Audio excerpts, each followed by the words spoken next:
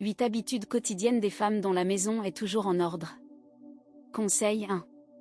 Il y a des maisons où on entre et où on ressent quelque chose de particulier. Un calme. Un ordre. Une impression que tout est à sa place. Que rien ne déborde. Que vivre là doit être agréable. Et en regardant ces maisons, on se demande souvent comment la personne qui y vit fait pour maintenir ça. Quel secret elle connaît que vous n'avez pas? La vérité, c'est qu'il n'y a pas de secret. Il y a des habitudes. Des petits gestes répétés chaque jour, souvent automatiquement, sans y penser. Ces gestes ne prennent pas beaucoup de temps. Certains durent 30 secondes. D'autres 2 ou 3 minutes. Mais parce qu'ils sont faits régulièrement, ils empêchent le désordre de s'installer. Dans cette vidéo, nous allons explorer 8 de ces habitudes. Des habitudes concrètes, simples, accessibles. Pas des théories sur l'organisation. Des choses que vous pouvez commencer à faire dès aujourd'hui. Ce qui rend ces habitudes particulières, c'est qu'elles ne luttent pas contre le désordre. Elles l'empêchent de naître. Et cette différence change tout. Parce que lutter contre le désordre est épuisant. L'empêcher est léger.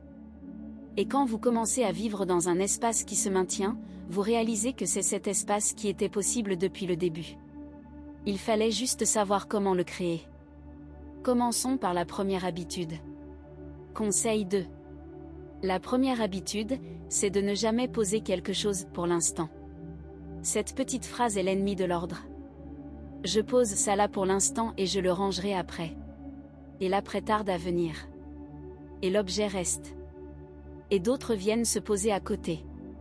Et en quelques jours, un coin de la maison est devenu un point de dépôt.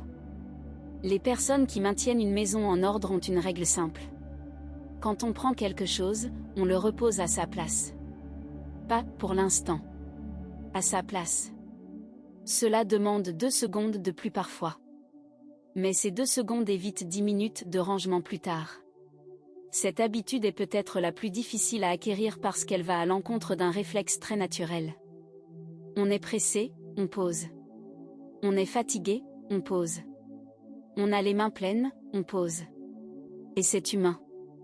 Mais avec de la pratique, ça change.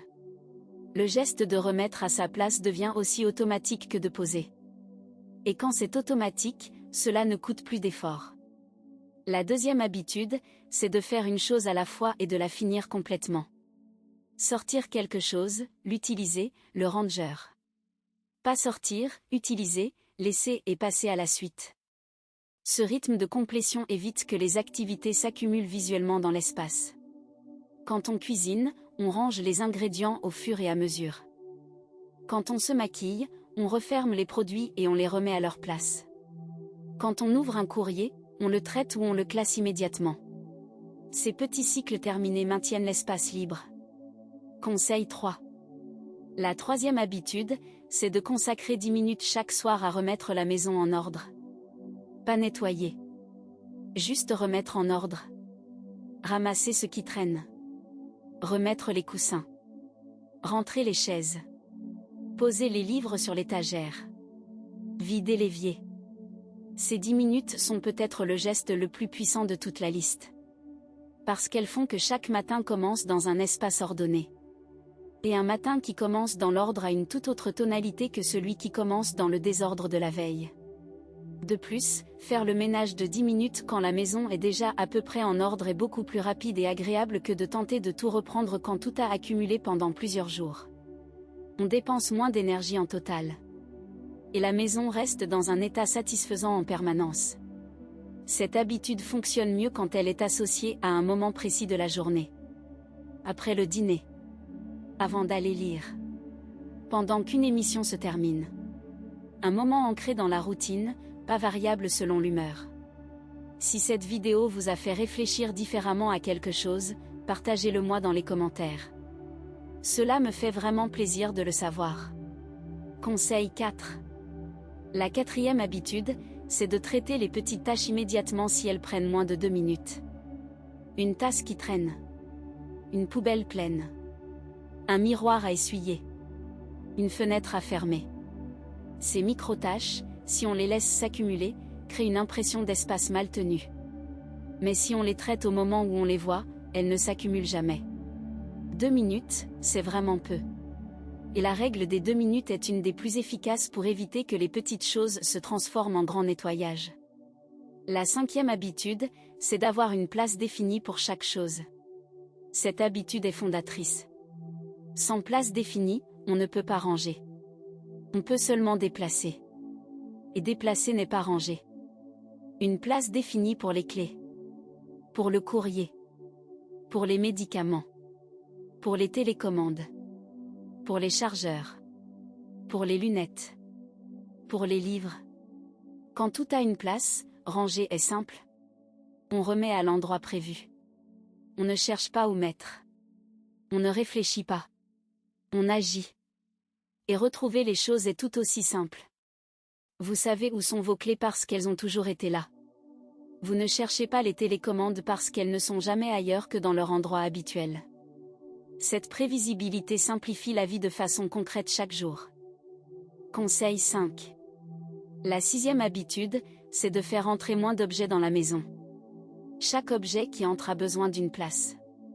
Et quand on n'en crée pas régulièrement en faisant sortir ce qu'on n'utilise plus, l'espace se remplit progressivement. Les personnes dont la maison reste en ordre sont souvent très conscientes de ce qui entre chez elles. Elles achètent avec intention. Elles n'accumulent pas sans raison. Et elles font régulièrement sortir ce qui n'a plus de place dans leur vie. Ce n'est pas de la privation. C'est une façon de maintenir un équilibre entre ce qui entre et ce qui sort. Et cet équilibre est ce qui permet à l'espace de rester gérable. La 7e habitude, c'est de ranger les surfaces chaque soir avant de dormir. Pas seulement ramasser les objets. Aussi essuyer les plans de cuisine, rincer l'évier, poser la vaisselle dans le lave-vaisselle ou laver les quelques pièces utilisées le soir. Se réveiller dans une cuisine propre et un salon en ordre change le départ de la journée. La 8e et dernière habitude, c'est de faire régulièrement le tour de la maison avec un œil de désencombrement. Pas un grand désencombrement tout d'un coup. Juste, de temps en temps, regarder les placards, les tiroirs, les étagères, et voir si quelque chose peut partir. Cette habitude régulière maintient l'espace fluide. Elle évite que les objets inutiles s'accumulent progressivement au point de devenir difficiles à gérer. Et elle entretient cette relation consciente avec ce qu'on possède, ce regard qui questionne avant d'accepter. Ces 8 habitudes ne demandent pas d'être toutes adoptées en même temps. Choisissez en une.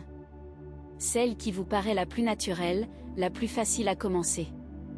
Pratiquez-la jusqu'à ce qu'elle soit automatique. Puis ajoutez en une autre. Et progressivement, votre maison changera. Pas parce que vous aurez fait un grand effort un jour. Mais parce que vous aurez fait de petits gestes chaque jour. Avant de partir, si une idée de cette vidéo vous a fait voir votre maison ou votre vie différemment, dites-le moi dans les commentaires. Je lis tout avec beaucoup d'attention et cela m'aide à vous apporter des contenus qui font vraiment la différence pour vous.